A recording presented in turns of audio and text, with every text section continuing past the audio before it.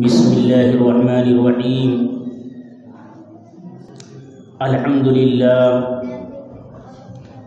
للہ رب العالمین والصلاة والسلام على سید الانبیاء والمرسلین وعلى آلہ واصحابہ الطیبین الطاہرین وازواجہ الطیبات الطاہرات وبناته المحترمات المكرمات رضوان الله تعالى عليهم وعليهن أجمعين. أما بعد، فقد قال الله عز وجل في كتابه الكريم: فأعوذ بالله من الشيطان الرجيم، بسم الله الرحمن الرحيم. فأما من أوتي كتابه بيمينه فيقول هاؤم اقرءوا كتابيه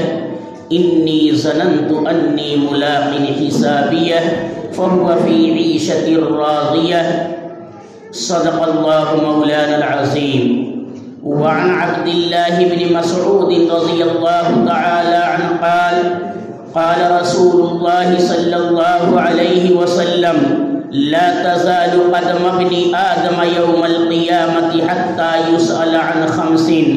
عن عمره فيما أفناه، وعن شبابه فيما أبلاه، وعن ماله من أين اكتسبه، وماذا أنفقه، وماذا عمل فيما علم، أو كما قال عليه الصلاة والسلام. محترم بزرگوں اور دوستو، 2 ہفتوں سے احوال برزخ، قبر کے حالات اور منکر نکیر کے سوالات اور ان کے جوابات کے سلسلے میں قرآن و احادیث کی روشنی میں تفصیلی باتیں سامنے آ گئی. قبر کے مرحلے کے بعد جو مرحلہ شروع ہوتا ہے اس کو حشر کا مرحلہ کہتے ہیں، عالم حشر. اس دنیا کو عالم دنیا کہا جاتا ہے، اور یہاں سے انسان جب اس کا انتقال ہو جاتا ہے تو عالم آخرت اور عالم دنیا کے بیچ میں ایک جگہ ہے جس کو عالم برزخ کہا جاتا ہے. عالم برزخ کے بعد عالم آخرت شروع ہوتا ہے. عالم آخرت کے بارے میں کچھ باتیں قرآن و احادیث کی روشنی میں عرض کرنی ہے. حشر کا دن کیوں قائم ہوگا؟ ظاہر بات ہے، انسانی عقل بھی اس بات کا تقاضا کرتی ہے کہ کوئی ایک ایسا دن ہونا چاہیے جس دن کے اندر فرما برداروں کو انعام ملے، نافرمانوں کو سزا ملے، ظالموں کو سزا دی جائے، مظلوموں کی فریاد رسی کی جائے، ظالموں کو کیفر کردار تک پہنچایا جائے اور مظلوموں کو ان کا حق دلایا جائے. عقل کا بھی یہ تقاضا ہے اور عقل بھی یہ سوچتی ہے کہ ایک ایسا دن یقیناً ہونا چاہیے، کیونکہ دنیا کے اندر تو ہم یہ دیکھتے ہیں کہ ظالم بڑے بڑے جرائم کرنے کے بعد بھی وہ سزا سے بچ جاتا ہے، اور مظلوم جس نے کوئی جرم نہیں کیا اس کے باوجود وہ سزا کا مستحق ٹھہرتا ہے. جو مجرم ہوتا ہے مجرم بچ جاتا ہے، اور غیر مجرم وہ جیل خانے میں پہنچ جاتا ہے. تو ظاہر بات ہے یہ دنیا کے اندر جو ناانصافیاں چل رہی ہیں، دنیا کے اندر یہ بدعنوانیاں جو چل رہی ہیں، دنیا کے اندر یہ خرافات اور یہ ظلم و جبر کے اور تشدد کی گھنگھور گھٹائیں چھاتی جا رہی ہیں، ظاہر بات ہے ایسے وقت میں ہر انسان کی عقل یہ تقاضا کرتی ہے کہ کاش ایک ایسا دن ہو جس دن کے اندر ظالموں کو ان کے ظلم کی سزا ملے، مظلوموں کو ان کا حق اور انصاف ملے، اور جو دنیا کے اندر ظلم بربریت کیا کرتے تھے ان ظلم بربریت کرنے والوں کو سزا دی جائے. تو وہ جو سزا دی جائے گی وہ دن ہے آخرت کا دن، اس کو حشر کا دن کہتے ہیں، جہاں پر سارے کے سارے لوگوں کو جمع کیا جائے. عالم برزخ کے بعد عالم آخرت شروع ہوتا ہے۔ دنیا کے اندر ظالم کہیں پیسوں کے بلبوتے پر اور کہیں سورس کے ذریعے سے اور کہیں دیگر ذرائع کے ذریعے سے جرم سے تو بچ جاتا ہے، سزا سے بچ جاتا ہے، لیکن احکم الحاکمین کا دربار ہوگا، خلاق کائنات کا دربار ہوگا، وہاں اس دن تنے تنہا اسی کی حکمرانی ہوگی۔ کوئی دنیا کے اندر عارضی بادشاہ بھی ہوتے ہیں لیکن وہاں کوئی عارضی بادشاہ بھی نہیں ہوگا۔ ایسے وقت کے اندر ظاہر بات ہے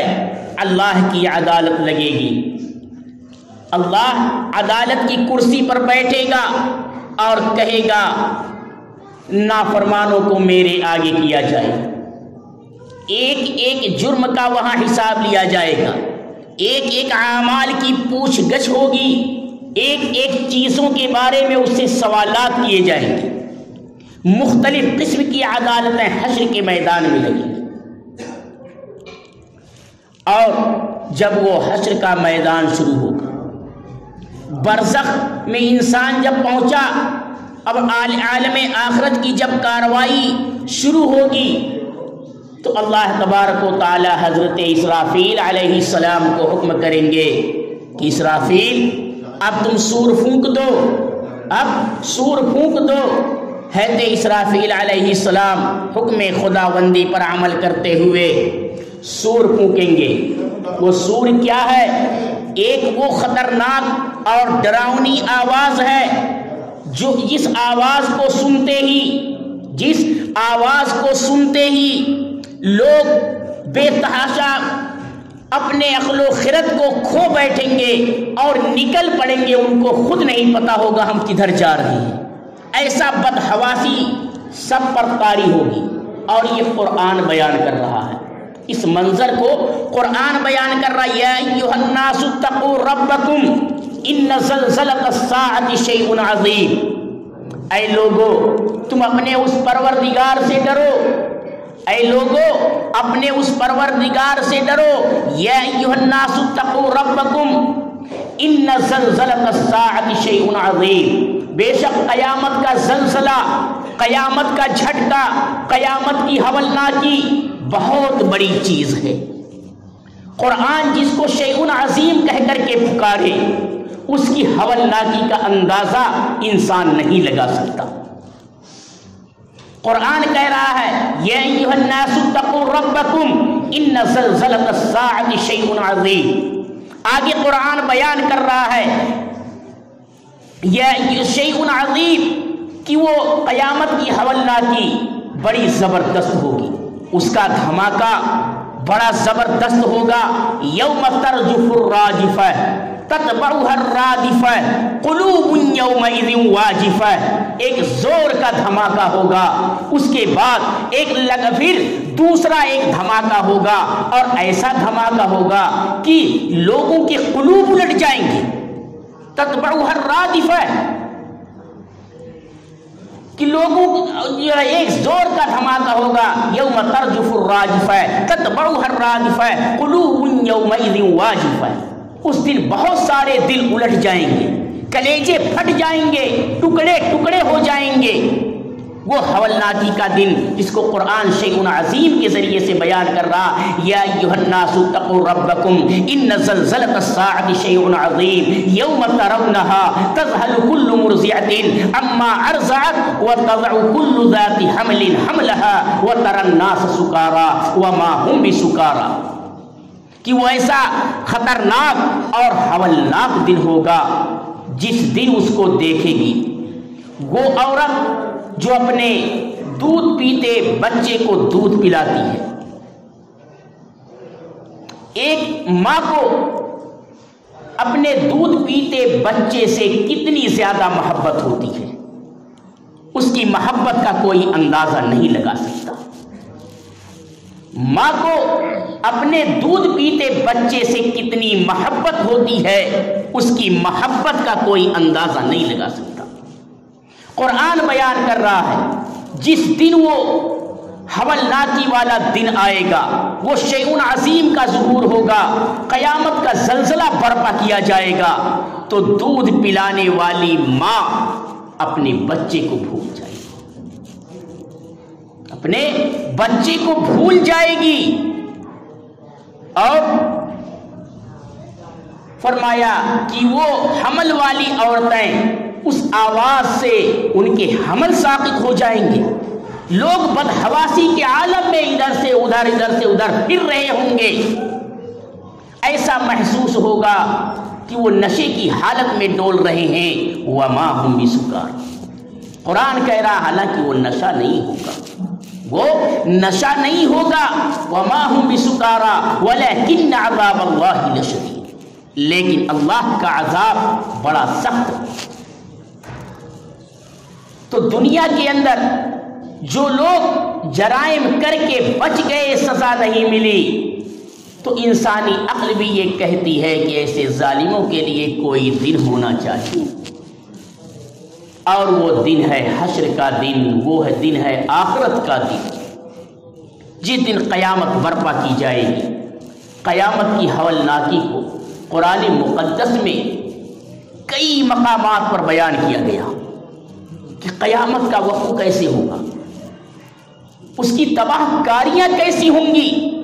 اتنی زبردست اس کی تباہ کاری ہوگی۔ اذا السماء انفطرت واذا الكواكب انتثرت واذا البحار فجرت واذا القبور بعثرت علمت نفس ما قدمت واخرت، ایسی ہولناک تباہی ہوگی، آسمان پھٹ پڑے گا۔ اذا السماء انفطرت، آسمان ٹکڑے ٹکڑے ہو جائے گا، کیسی ڈراؤنی آواز ہوگی کہ آسمان بھی اس سے متاثر ہو جائے گا، آسمان کے بھی ٹکڑے ہو جائیں گے، آسمان بھی نہیں بچ سکے گا۔ اذا السماء انفطرت واذا الكواكب انتثرت، آسمان پر جھلملاتے چمکتے دمکتے ستارے جو نظر آ رہے ہیں، تارے نظر آ رہے ہیں، قرآن کہہ رہا ہے سب بکھر جائیں گے، سب بے نور ہو کر کے گر پڑیں گے، ان کی روشنی ختم ہو جائے گی، ایسا ہولناک منظر ہوگا۔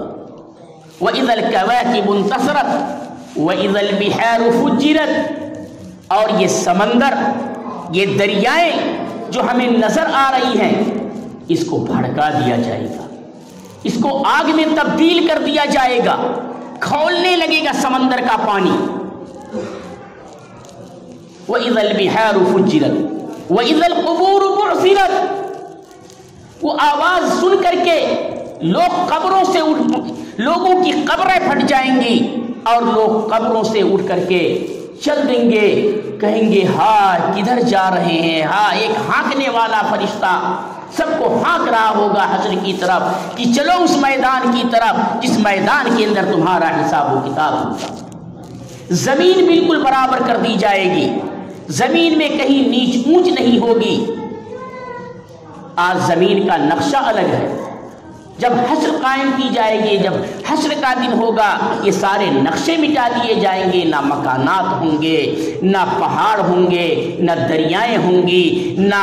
ہریالیاں ہوں گی، سب بالکل چٹیل میدان کر دیا جائے گا، اور فرشتہ سب کو ہانکتا ہوا لے جا رہا ہوگا حشر کی طرف۔ قرآن نے سورہ قاریہ کے اندر بیان کیا، یوم یکون الناس کالفراش المبثوث وتکون الجبال کالعہن المنفوش، وہ بدحواسی میں لوگ مبتلا ہوں گے، اور پہاڑ جو اتنے طاقتور نظر آ رہے ہیں، یہ روئی کی طرح دھنے ہوئے فضاؤں میں بکھرے، جیسے تیز ہوا چلتی ہے تو گرد و غبار فضا میں اڑتے نظر آتے ہیں، دھول مٹی فضاؤں میں اڑتی ہوئی نظر آتی ہے، یہ پہاڑوں کی حالت ہوگی۔ قرآن کہہ رہا وَتَكُونُ الْجِبَالُ كَالْعِهْنِ الْمَنْفُوشِ، دھنی ہوئی روئی کے مانند ہو جائیں گے یہ پہاڑ۔ وہ ہولناک والا دن، وہ خطرناک دن آئے گا، اور پھر ہم نے دنیا کے اندر جو 50 60 70 80 سال زندگی گزاری ہے، اس پوری زندگی کا وہاں حساب دینا ہے۔ وہاں حساب دینا ہے، اس لیے وہ دن قائم کیا جائے گا۔ مختلف عدالتیں لگیں گی، ایک عدالت لگے گی جس میں صرف اور صرف نافرمانوں کو، کافروں کو، اللہ کو نہ ماننے والے، رسولوں کا انکار کرنے والوں کو جمع کیا جائے گا، اور بڑے دربار میں ان سے پوچھا جائے گا الم یاتکم نذیر، الم یاتکم نذیر، کیا تمہارے پاس کوئی ڈرانے والا نہیں آیا جو اس دن کی ہولناکی سے تم کو ڈراتا، جو قیامت کے منظر سے ڈراتا، جو جہنم کے عذاب سے ڈراتا، اللہ کی پکڑ سے تم کو ڈراتا، ان بطش ربک لشدید، کہ تمہارے رب کی پکڑ بڑی سخت ہے، جو تمہارے رب کی پکڑ سے تمہیں ڈراتا۔ الم یاتکم نذیر، کیا تمہارے پاس کوئی ڈرانے والا نہیں آیا؟ قالوا بلا قد جاءنا نذیر، ان کا جواب ہوگا ہاں ہاں ہمارے پاس ڈرانے والے آئے، سمجھانے والے ہمارے پاس آئے، جو آ کر کے ہمیں بتلائے کہ اللہ کی عبادت کرو، رسولوں کو مانو، اور ان چیزوں پر ایمان لاؤ، ایمان مفصل کو بیان کیا۔ لیکن ہماری ہی بدقسمتی، ہم نے ان کی باتوں کو نہیں مانا۔ الم یاتکم نذیر قالوا بلا قد جاءنا نذیر، کیا تمہارے پاس کوئی ڈرانے والا نہیں آیا؟ کہیں گے ہاں ہاں ہمارے پاس تو ڈرانے والے آئے، ڈرانے والے آئے، لیکن ہم نے ہی ان کو جھٹلایا۔ قالوا بلا قد جاءنا نذیر فکذبنا، ہم نے ان کو جھٹلا دیا، ہم نے ان کو جھٹلایا، ہم نے ان کی نافرمانی کی۔ ایک عدالت تو یہ لگے گی، اور اس کے بعد یہ عدالت برخاست کر دی جائے گی، پھر ان سب کے لیے حکم ہوگا ان کو ہمیشہ ہمیش کے لیے جہنم میں ڈال دو، ہمیشہ ہمیش کے لیے جہنم میں ڈال دو۔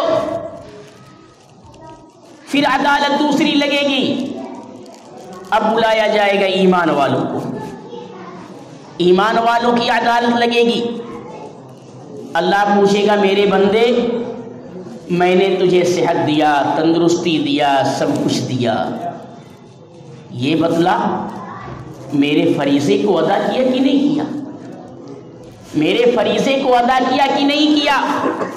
دنیا کا سارا کام کرنے کے لیے تیرے پاس وقت رہتا تھا، کیا میرے کام کرنے کے لیے بھی تیرے پاس وقت نکلا؟ اس عدالت میں یہ سوال ہوگا، اور یہ عدالت ایسی ہوگی کہ جو جس جرم کا مجرم ہوگا، مجرم اپنی علامتوں کے ذریعے سے خود پہچان لیا جائے گا یہ فلاں جرم کا مجرم ہے۔ قرآن میں سورۃ الرحمن کے اندر خود اللہ نے بیان کیا یعرف المجرمون بسیماہم فیؤخذ بالنواصی والاقدام، مجرمین اپنی علامتوں کے ذریعے سے، اپنی نشانیوں کے ذریعے سے پہچان لیے جائیں گے، پہچان لیے جائیں گے۔ یعرف المجرمون بسیماہم فیؤخذ بالنواصی والاقدام، پھر ان کو پکڑ لیا جائے گا پیشانی کے بالوں اور قدموں کے ذریعے سے، پکڑ کر انہیں گھسیٹا جائے گا۔ فَبِأَيِّ آلَاءِ رَبِّكُمَا تُكَذِّبَانِ، اے انس و جن، تم اپنے پروردگار کی کون کون سی نعمتوں کی تکذیب کرو گے، کون کون سی نعمتوں کو جھٹلاؤ گے؟ ایک عدالت ہو، نماز پڑھی نہیں پڑھی چل الگ کھڑے ہو جا،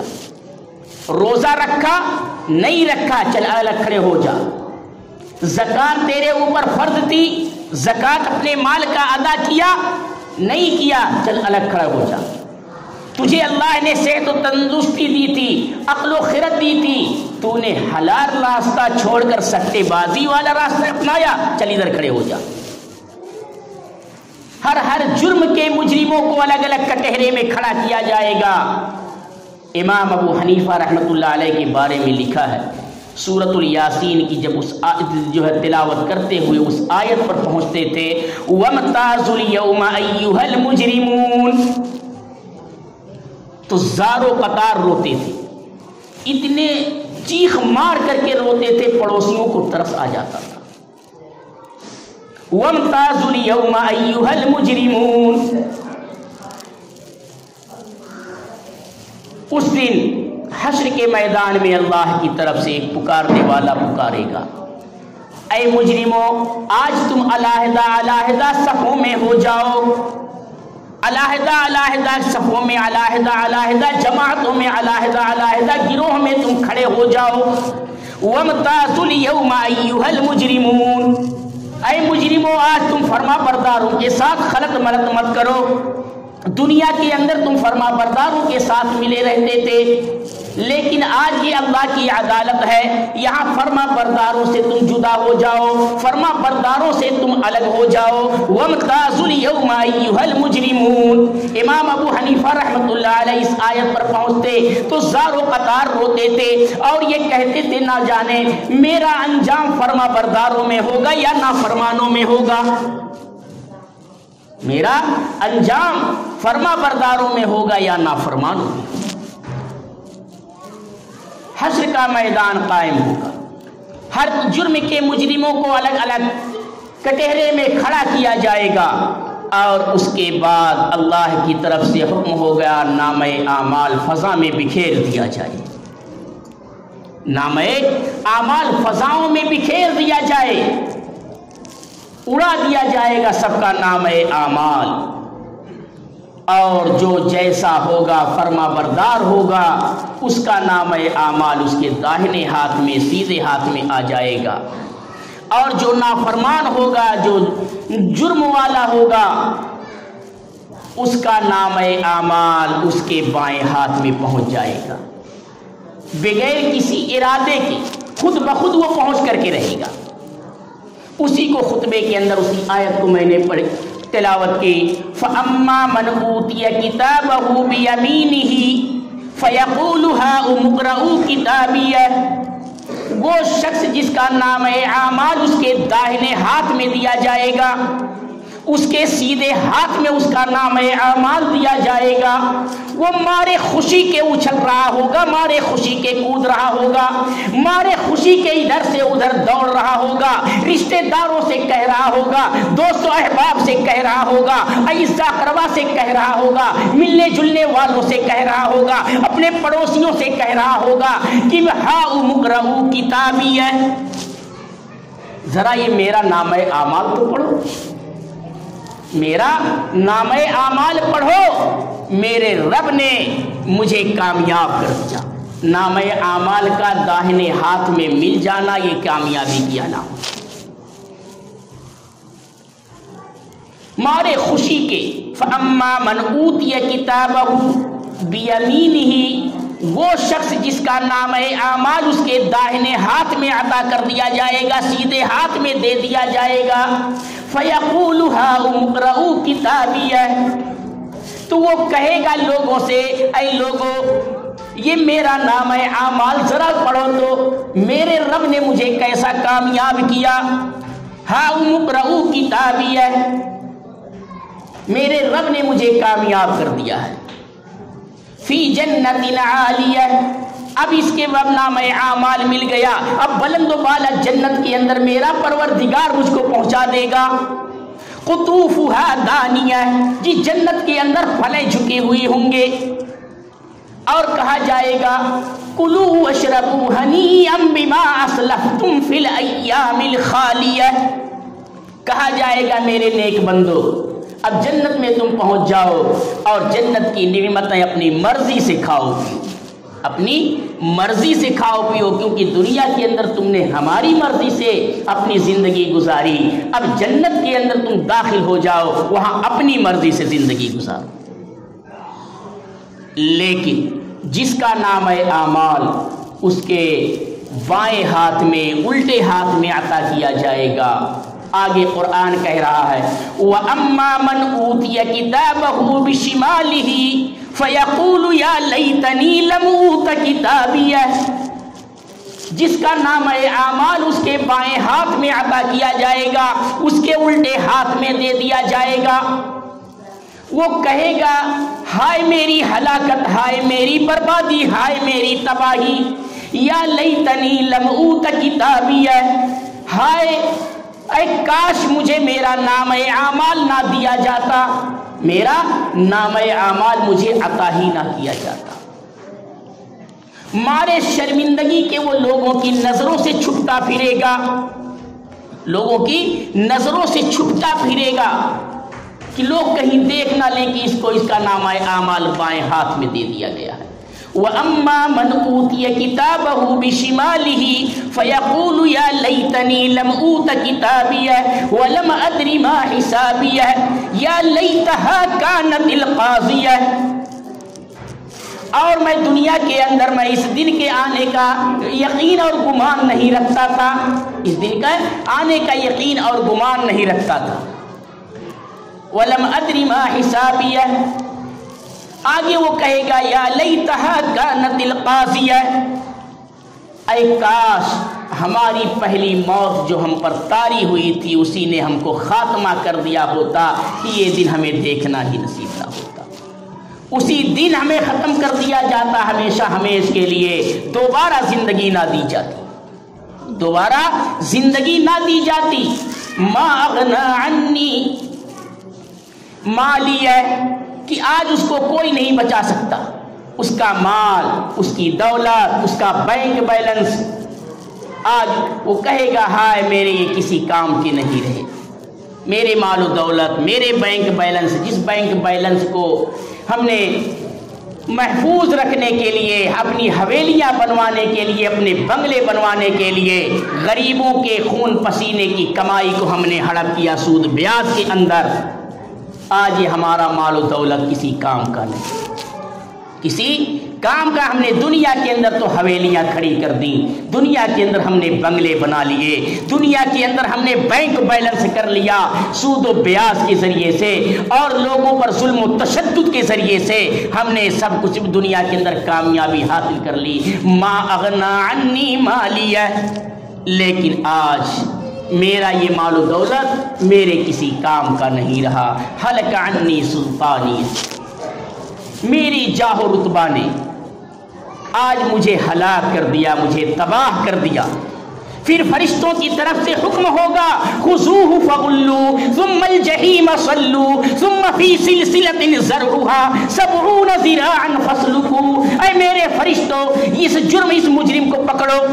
اس مجرم کو پکڑو، خذوہ فغلوہ ثم الجحیم صلوہ، اس مجرم کو پکڑ کر اس کو جکڑ دو، اس کو باندھ دو، اس کو اٹھا کر جہنم میں پھینک دو۔ اور میرے فرشتوں یاد رکھنا، جس جو ہے میں اس مجرم کو جب جکڑنا تو 70 ہاتھ کی زنجیروں میں جکڑنا، 70 ہاتھ کی زنجیروں میں جکڑنا۔ قرآن کہہ رہا ہے کہ دنیا کے اندر تو نے بہت خرافات کیا، جائز و ناجائز کا فرق اٹھا دیا، اللہ نے حرام کیا تھا سود و بیاج کو، اور تو رات و دن سود و بیاج کی رٹ لگاتا تھا، اتنا تیرا پیٹ جہنم کدا بن چکا تھا کہ غریبوں سے پیسے لے لیتا، 1000 قرض دیتا، ان سے 10,000 وصول کرتا تھا۔ خذوہ فغلوہ ثم الجحیم صلوہ ثم فی سلسلۃ ذرعها 70 ذراعا فاسلکوہ۔ اے میرے فرشتوں، اس کو 70 ہاتھ کی لمبی زنجیروں میں جکڑ دو، اور جکڑنے کے بعد اٹھا کر اس کو جہنم میں پھینک دو، جہنم میں اس کو پھینک دو۔ ایسا ہولناک وہ منظر ہوگا جہاں پر ہر ایک کو انصاف ہی انصاف ہوگا، وہاں کوئی نا انصافی نہیں ہوگی۔ یہی سے باقی چیزیں جو اور رہ گئی ہیں انشاءاللہ آئندہ جمعے میں سامنے آ جائیں گی۔ اللہ پاک سے دعا ہے کہ اللہ پاک ہم سب کو قرآن و احادیث کی روشنی میں زندگی گزارنے کی توفیق نصیب فرمائے، آمین۔ وما علینا